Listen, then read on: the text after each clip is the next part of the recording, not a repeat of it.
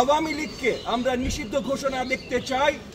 একটা terrorist organisation হবার জন্য যা যা ক্যারেক্টারিস্টিক দরকার প্রত্যেকটা আওয়ামী লীগ করেছে, গত 16 বছর ধরে করেছে।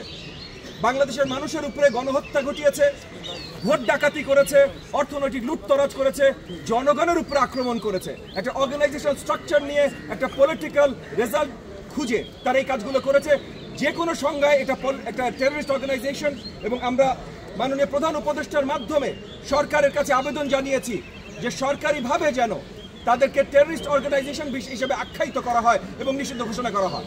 একই সাথে আজকের প্রসঙ্গের বাইরে আরেকটা আলোচনা আমরা নিয়ে এসেছিলাম এনডিএম এর পক্ষ থেকে, সেটা হলো জাতীয় নির্বাচনের আগে যেন কোনোভাবেই স্থানীয় নির্বাচন না করা হয়।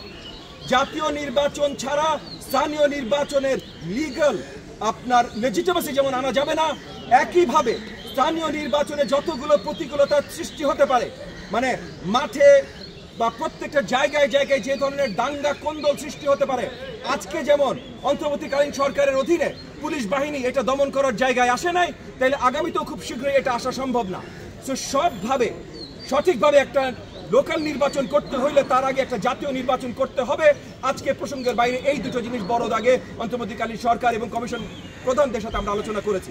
আর আজকের প্রসঙ্গে যেটা আলোচনা করেছি সেটা হলো যে এই যে ঐক্যমত আনা, এই ঐক্যমত আনার জন্য আমরা সাজেশন দিয়েছি এই এই ঐক্যমত কমিশনকে যে প্রত্যেকটা কমিশন আলাদা করে যেন প্রত্যেকটা রাজনৈতিক দলের কাছে প্রতিনিধি রিকোয়েস্ট করেন এবং এই প্রতিনিধিদের সাথে তারা বসে প্রথমে ভোটাভুটি করেন কোন কোন রিফর্মগুলো কোন কোন রাজনৈতিক দল চায়, যেগুলোতে সবাই ঐক্যমত পোষণ করবে, সেটা নিয়ে আলাদা একটা চার্টার তৈরি করা যে এইটা মীমাংসিত ঐক্যমত, এর বাইরে কেউ যাবে না। এরপর যদি কোনো প্রয়োজনীয় রিফর্ম থাকে যেখানে ঐক্যমতে আমরা পৌঁছতে পারছি না, সেটা নিয়ে আলোচনা করবার জন্য নির্ধারিত একটা সময় রাখতে আমরা আবেদন জানিয়েছি। এই নির্ধারিত সময়ের ভেতরে যদি ঐক্যমত আমরা না আসতে পারি তাহলে সেই রিফর্মগুলো আগামী নির্বাচনের পর পার্লামেন্টের হাতেই দেয়া হবে। দ্বিতীয় যে আলোচনা আমরা এনেছি যে ঐক্যমতে আমরা যেটাতে আসবো, যেই যে রিফর্মে সেগুলো আমরা কিভাবে বাস্তবায়ন করব, সেই বাস্তবায়নের জন্য অন্তর্বর্তীকালীন সরকার কতখানি কাজ করবে এবং রাজনৈতিক দলগুলোকে নিয়ে কিভাবে প্রমিসবদ্ধ চুক্তিবদ্ধ করতে পারে, যে যার মাধ্যমে যেই সরকার আসুক না কেন আগামীতে, কারণ এটুকু পরিষ্কার ভাই যে নির্বাচিত সরকারের বাইরে অন্য কেউ ইনঅ্যাক্ট করতে পারবে না কোনো বড় ধরনের রিফর্ম।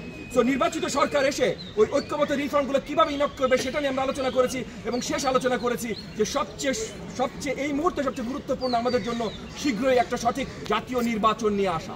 নির্বাচন কোনোভাবেই কোনো সংস্কারের সাথে সাংঘর্ষিক না এবং এই সংস্কারের আলোচনা এবং নির্বাচনের তৈয়ারি পাশাপাশিভাবে একসাথে চলতে পারে এবং সেই আঙ্গিকেই মাননীয় প্রধান উপদেষ্টাকে আমরা আবেদন জানিয়েছি যে উনি টেন্টেটিভ একটা তারিখ বলেছিলেন 2025 সালের ডিসেম্বর।